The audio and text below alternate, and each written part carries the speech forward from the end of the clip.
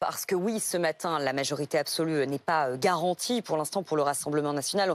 On vous explique tout ça pendant cette demi-heure.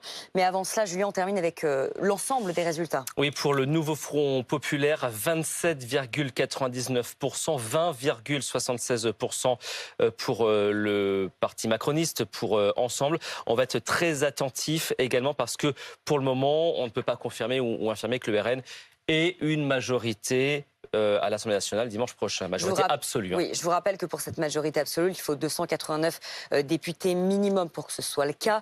Alors, on a, grâce à notre sondage ELAB pour BFM TV et pour la Tribune du dimanche, une estimation. C'est un sondage, attention, on donne ces chiffres avec précaution, estimé entre 255 et 295 sièges pour le Rassemblement national concernant le Front populaire, entre 120 et 140 sièges.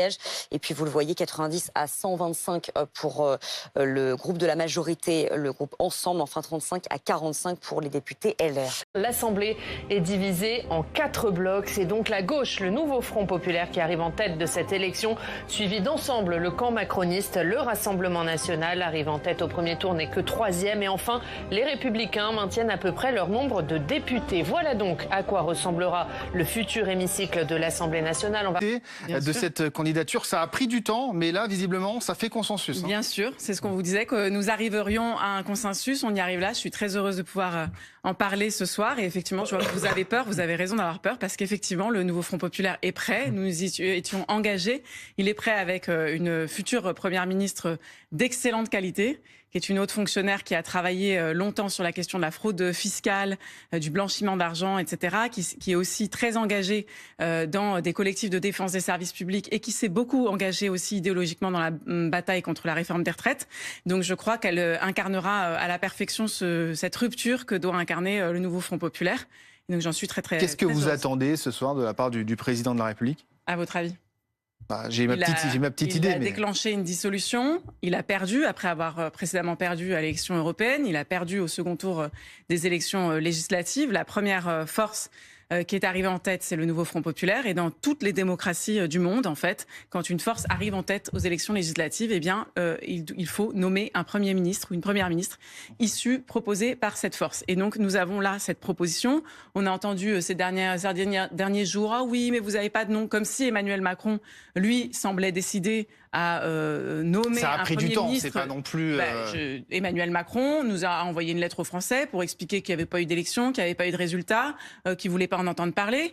Eh bien, nous avons dit, nous préparons, nous aurons un nom à vous donner. Nous avons déjà, à l'élection du perchoir, présenté un nom en commun à l'Assemblée nationale. Nous avons d'ailleurs imposé une cohabitation à Yael Braun-Pivet. Et là, maintenant, nous allons imposer une cohabitation à Emmanuel Macron avec cette première ministre. Est-ce que justement, la trêve politique, ce que souhaite le président de la République, ne va pas finalement enjamber cette candidature ? Mais en démocratie, ça n'existe pas, la trêve politique, en fait. C'est extrêmement grave, en fait, de décréter une trêve politique dans le pays. Vous faites une dissolution, et après, le résultat des urnes ne vous plaît pas, et vous déclenchez une trêve politique. Mais en fait, ça n'existe pas. Et le peuple n'acceptera pas cela, bien évidemment.